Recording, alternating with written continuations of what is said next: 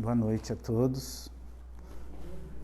Meu nome é Marcelo Suster e eu convido vocês a relaxarem seus corpos físicos, permitindo que o espírito possa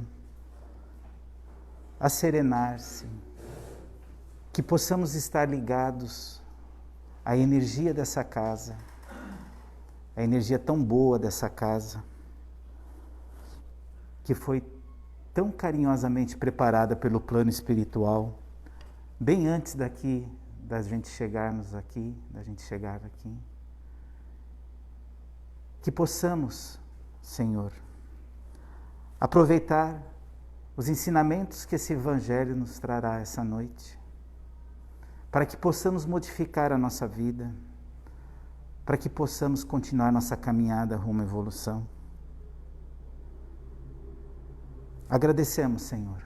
Agradecemos essa oportunidade de estarmos aqui.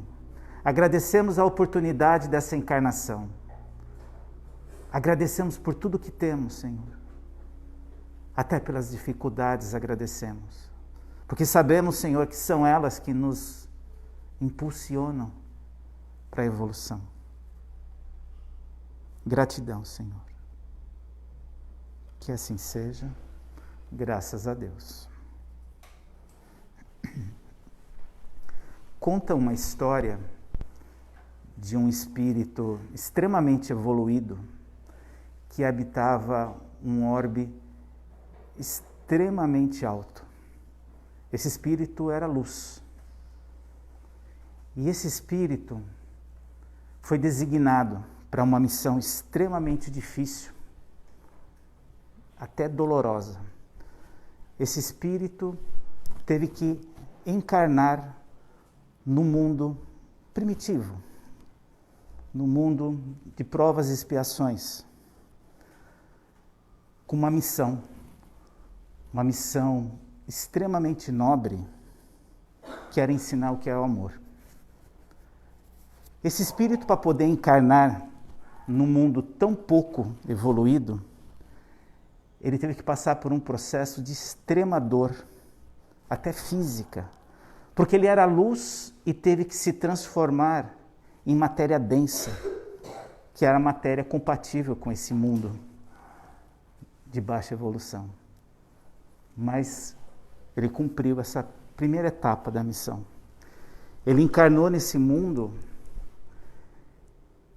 e se transformou num homem, numa alma. E esse homem começou a sua caminhada para poder colocar em prática o objetivo dele, para colocar em prática a missão dele. Era tão difícil a missão desse homem que o que ele veio ensinar para os habitantes daquele planeta era tão complicado para que eles pudessem entender, que faltava conhecimento, faltava inteligência para esses homens entender, que ele teve que usar de uma forma diferente, de uma figura de linguagem, de parábolas. Ele teve que ensinar as coisas para esses homens por parábolas, porque eles não estavam prontos para entender se ele falasse diretamente o que ele veio ensinar. Porque essas parábolas permaneceram pelo tempo para que os homens fossem evoluindo intelectualmente, fossem aprendendo, entendendo aquela lição tão difícil que ele veio ensinar. Esse homem sofreu muito. Ele foi hostilizado, ele foi desprezado, mas mesmo assim ele continuou com a missão, ensinando o que era o amor. E foi assim até ele ser condenado à morte física. E antes da sua morte física, ele passou por um sofrimento máximo do corpo físico, um sofrimento absurdo. E ele foi crucificado. E no alto da sua dor, do sofrimento, ele pediu para que Deus perdoasse aqueles que estavam fazendo tudo aquilo com ele. Mas ele cumpriu a missão. Ele cumpriu a missão e deixou o legado dele, que se chama Lei de Amor, que nós estamos até hoje tentando aprender E vamos ainda levar algumas encarnações para entender o que é realmente o amor divino, o amor puro. Mas ele cumpriu a missão. Cumpriu a missão aqui na Terra e voltou para o seu orbe extremamente elevado, na forma de luz. Esse homem, esse espírito, vocês já devem saber de quem que eu estou falando, é o maior exemplo dessa palavra resiliência. É o maior exemplo que nós tivemos em toda a história da humanidade de resiliência. Mas o que é resiliência? Se a gente for lá no dicionário, a gente vai encontrar que resiliência vem de uma palavra latina, do latim resilere. Resilere quer dizer o quê? Voltar atrás. Esse termo resiliência, a ciência dos materiais, a física, utiliza muito. Eu, particularmente, aprendi na faculdade, porque eu sou engenheiro de materiais. A primeira vez que eu aprendi resiliência era uma propriedade dos materiais. Que propriedade que é essa?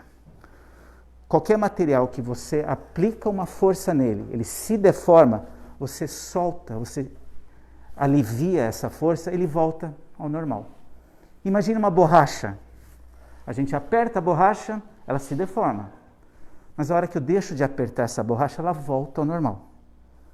Claro que tem que ser uma borracha boa, uma borracha bem feita. Não sei, a maioria aqui talvez se lembre do acidente da Challenger. Aquele ônibus espacial que depois de 70 e poucos segundos do lançamento explodiu e se desfez. Foi um acidente terrível, matou 7 astronautas, assombrou o mundo, porque o mundo estava acompanhando aquele momento. E vocês sabem qual foi a causa daquele terrível acidente? Foi uma borracha que se deformou, mas não voltou. Ela não foi resiliente. Mas e essa palavra que está tão na moda hoje, quer dizer quando aplicado a nós almas, a nós seres humanos. A resiliência espiritual, mental ou emocional, como vocês queiram dizer, ela é o seguinte, é a mesma propriedade aplicada a nós. Quando nós, humanos, somos submetidos a um estresse, a um trauma, a um sofrimento muito grande, a gente sofre com isso. A gente se deforma emocionalmente. Mas depois que esse estresse vai embora, esse trauma acaba, nós voltamos ao normal. Então a pessoa resiliente é aquela que passa pela dificuldade, passa pela dor, sofre. Vai sofrer, igual a borracha sofreu, sendo apertada. Mas depois volta ao normal. É o que exatamente quer dizer a palavra resiliência, voltar ao normal. Esse é o nosso grande desafio. Agora, por que tem materiais que são resilientes e materiais que não são resilientes, por exemplo? A borracha a gente viu que é resiliente. Deforma e volta. Mas se eu fizer isso num pedaço de vidro, numa garrafa de vidro, eu vou apertar aquela garrafa e ela pode quebrar. Ela quebra e não resiste àquela força. É um material não resiliente. E seres humanos, nós, aqui encarnados? Existem seres humanos mais resilientes e outros menos resilientes. Há seres humanos que sofrem e estão com o sorriso no rosto. Vocês devem conhecer gente assim. Compensação, aquele que parece que tem tudo. Aí dá um probleminha no celular. Está sem internet. Vira uma tempestade. Acabou a vida. Vai ficar 6 horas sem o WhatsApp. Vocês lembram disso aí? Quanta gente não sofreu porque ficou 6 horas sem o WhatsApp? Para. Você não está sendo resiliente. Se 6 horas de WhatsApp te deixa dessa forma, você imagina uma doença grave. Então nós temos que aprender a ser resilientes com os pequenos problemas, porque à medida que esses problemas forem crescendo, esses desafios forem crescendo, a gente permaneça equilibrado, que nós voltemos ao normal. É isso que essa palavrinha nos ensina, que a gente tem que buscar. Mas o que a gente tem que fazer, Marcelo, para buscar essa resiliência? A gente tem que parar e pensar. Por exemplo, quando temos um problema, e esse problema parece muito grande, temos que ter a humildade de pedir ajuda. É um primeiro ponto. Peça ajuda. Se o problema parece tão gigantesco, peça ajuda, porque alguém que está olhando de fora o seu problema, de repente ele vê desse tamanho, aquilo que você está vendo desse tamanho. E ele fala, não, vai por aqui, faça isso, faça aquilo. Essa é uma dica. Uma outra dica, gaste energia somente com aquilo que você pode controlar. Não adianta a gente gastar energia para controlar a pandemia, sofrer demais pela pandemia, porque ela aconteceu, ela está aí. Não vamos sofrer mais do que aquilo que nós temos que fazer. A gente tem que se cuidar, cuidar do próximo, usar máscara, distanciamento social, tomar a vacina, etc, etc. Vamos fazer a nossa parte. Mas não vamos acordar e ir dormir sofrendo o dia inteiro com isso, porque está fora do nosso controle uma coisa dessa. Tenha a nossa participação nisso, mas façamos só isso. Não adianta a gente querer resolver o problema do mundo. Se nós resolvermos o nosso problema evolutivo, já está bom demais. A gente já cumpriu a nossa missão. Se sobrar um tempinho e resiliência, eu vou ajudar o próximo. Nota 10. Nessa ordem. Como na viagem de avião. Em caso de despressurização da cabine, coloque a máscara primeiro em você e depois auxilie quem está do seu lado. É assim a nossa viagem encarnatória aqui. Vamos encarar corajosamente os momentos de dor. Nós não vamos desviar da dor. Às vezes, não está sob o nosso controle desviar da dor, ela vem. Já que ela vem, vamos ser corajosos e enfrentar. Não deixe uma tragédia paralisar você. Quanta gente parou a vida por causa dessa pandemia, por exemplo? Ou quanta gente para a vida porque um ente querido vai embora. Seja embora para um outro plano espiritual, ou seja embora do seu lar. E ficamos ali meses sofrendo, anos sofrendo. Não paralise. Continue. Chico Xavier dizia, mesmo que esteja com os pés sangrando, continue andando. Não se culpe excessivamente. Porque se a gente não aprender a se perdoar pelos erros, aí a gente vai ficar parado. Ficando parado eu não sou resiliente. Eu não volto ao meu equilíbrio, eu não volto ao normal. Não tome, por exemplo, decisões em dias ruins. Se você não está bem naquele dia e precisa tomar uma decisão importante, não tome naquele dia. Espere um outro momento.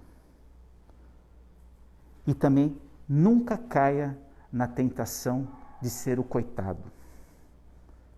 De tudo que acontece, eu sou um coitado porque a vida é assim, porque a pandemia veio assim, porque meu time perdeu, porque eu perdi o emprego, porque a economia não está boa, porque a gasolina está alta.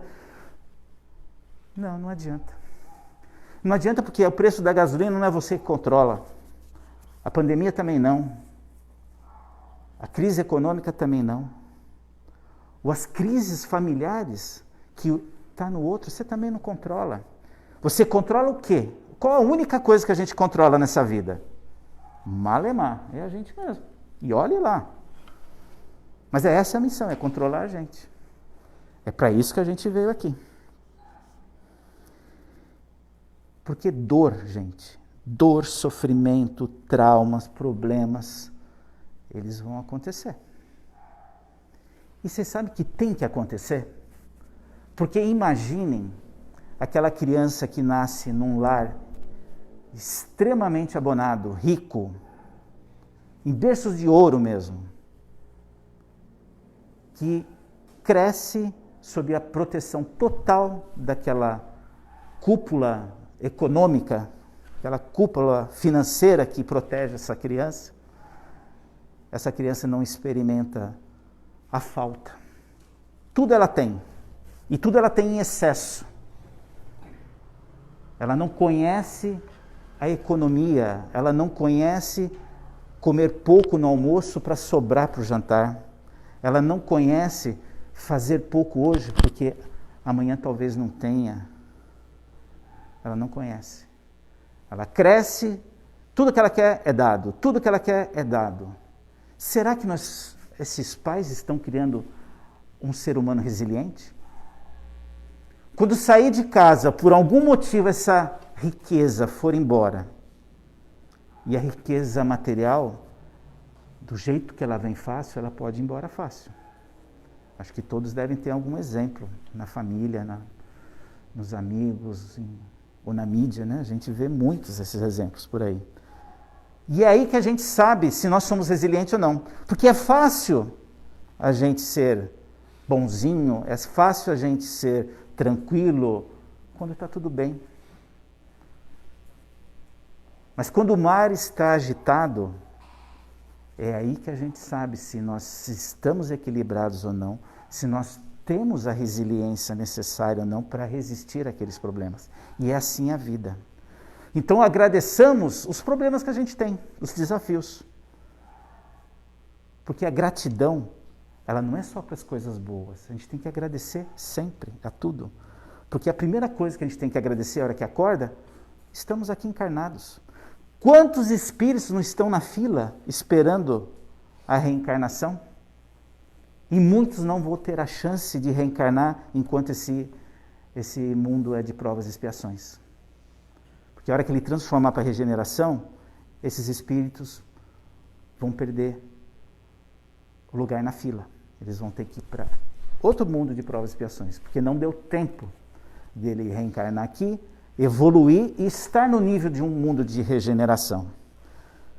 Então, se a gente está aqui encarnado, que nós aproveitemos da melhor maneira possível isso. Tá? Esse sofrimento, ele vai deixar sequelas. Todo sofrimento deixa. Toda doença deixa. Mas se a gente transformar essa sequela em aprendizado, nota 10. É isso. É esse o segredo da encarnação. É esse o segredo da evolução. Eu vou sofrer, eu vou errar, mas eu vou capturar algo de bom disso. E esse algo de bom é o que eu vou levar para o plano espiritual. E aquilo de ruim que eu capturei, eu também vou levar. Essa opção é nossa, de transformar a coisa ruim, mantê-la ruim ou transformá-la num aprendizado, uma coisa boa, positiva. E resiliência, gente, a gente não tem que ter só para traumas, para coisas ruins. A gente tem que ser resiliente para o contrário também. Quando a gente está eufórico demais, aconteceu algo que está exaltando o nosso ego. A gente sai do equilíbrio também. A gente está eufórico. A gente tem que saber voltar ao normal disso também. O artista mais premiado de todos os tempos da nossa história é o Michael Jackson. Não sei se vocês sabiam disso. O segundo artista mais premiado é a Whitney Houston. Vocês devem saber a história de vida deles, né? O desencarne trágico que ambos tiveram. Porque provavelmente eles não souberam lidar com essa euforia. Não souberam voltar para o equilíbrio, para o normal. Não foram resilientes. E olha que tiveram fortuna, tiveram fama. Olha o caso da Whitney Houston, que morreu drogada por crack. Uma pessoa tão rica, tão famosa, uma artista fantástica, com uma voz ímpar. Morreu com overdose de crack. Então temos que ser resilientes. Coisas boas e coisas ruins. E não vamos fugir da dor, não vamos fugir dos desafios. Porque o aço bom, voltando a materiais, o aço bom é aquele que é forjado. O que é a forja? É bater, ele é surrado, ele fica bom. É o melhor aço.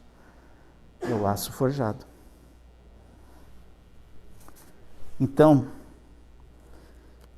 o conhecimento que a espiritualidade nos traz, que a gente não pode controlar o que os outros vão fazer para nós. Nós não vamos controlar o que o mundo vai fazer para nós. Mas depende de nós o que nós vamos fazer com isso que estão fazendo com a gente. Depende de nós. Está nas nossas mãos sermos resilientes ou não. Que Deus nos abençoe e abençoe a todos vocês. E novamente convido a todos a sentir essa energia, essa vibração tão elevada dessa casa, desse ambiente. Que essa boa vibração, essa luz que vem do alto, possa permear todo o nosso corpo, nosso espírito,